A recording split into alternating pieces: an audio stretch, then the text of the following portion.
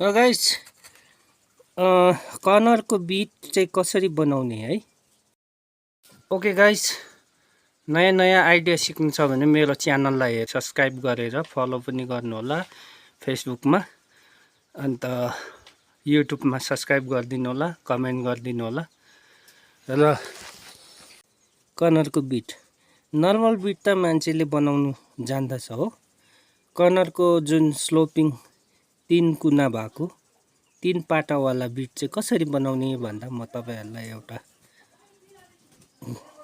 एकदम जानकारीमूलक जो फर्निचरमा इच्छुक हुनुहुन्छ, जो जान्दै हुनुहुन्छ फर्निचर गर्न र पनि कर्नर बिट निकाल्न जाने छैन भने उहाँहरुको लागि यो भिडियो है।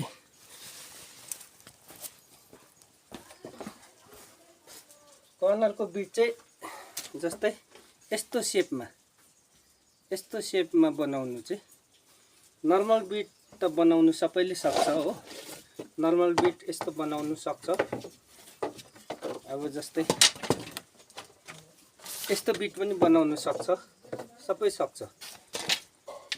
कर्नरको जुन यसरी कर्नरमा राख्ने बिट चाहिँ हामीले कसरी बनाउने भन्दा सबभन्दा पहिला चाहिँ हाम्रो मेसिन जस्तै भए पनि मेसिनमा यसलाई ठिक्क कत्रो चाहिने, जस्तै हामीले यो यत्रो चाहिने हो भने हामीले यत्रै निकाल्न सकिन्छ। तर यो चाहिँ अलिकति सानो भएको छ, किन मेसिनको धारले खायो कि त्यसले गर्दा अलिकति सानो भएको छ। त्यही यत्रो निकाल्नु पर्यो भने यो भन्दा अलिकति ठुलो साइजको चाहिँ हामीले पहिला यसरी स्क्वायरमा चिर्ने र यसलाई स्लोपिङ राखेर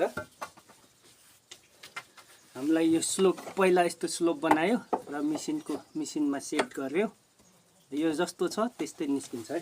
ल गाइस हेर्नु होला।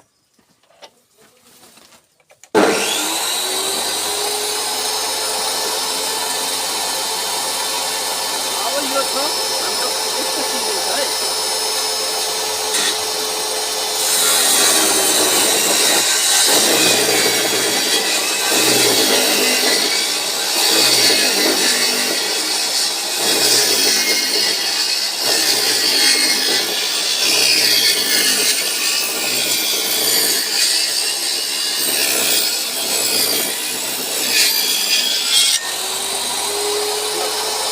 हाम्रो 50% चिरिसक्यो। यो एकैतालमा धारले नभ्याएको कारणले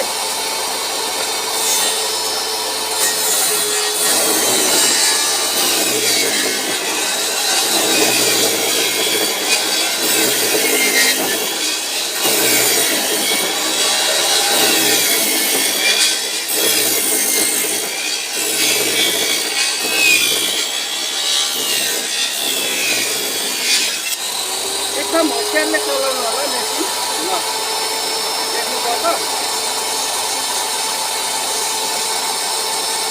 हाम्रो कर्नर बिट 15 रुपियाँ फुटको बिट बनिसकेछ। 1 फुटको तपाईँ 15 पर्छ, यो 20, 35, 40 यसरी आउँछ।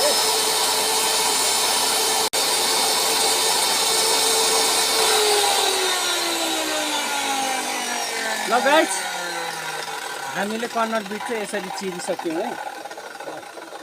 मलाई चाहिने थियो 50 फुट जस्तो चाहिने थियो र मैले चिरिसकेँ। 5,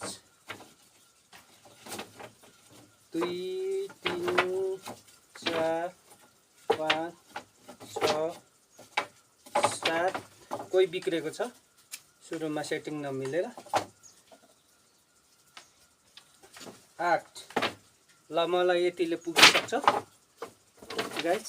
कस्तो हुन्छ भन्ने चाहिँ अब म तपाईहरुलाई अब यसलाई अलिअलि रन्दा लाएर फिनिसिङ हान्ने काम छ।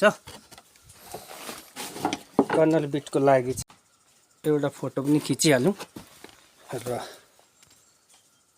कर्नरको बिट यसरी हाम्रो हुन्छ है 3 पाटे स्लोपको। आउँदो भिडियोमा म यो टेबल चाहिँ कसरी सेटिङ गर्ने भन्ने विषयमा पनि म तपाईहरुलाई मेसिनलाई चाहिँ यसरी मैले सेट गरेर यो 100 मिल स्टाइलको बनाएको छु र एक साइजको बिटहरू निस्किनेछ पल्लो छेउ तपाईहरुलाई म देखाउने नै छु कुनै भिडियोमा।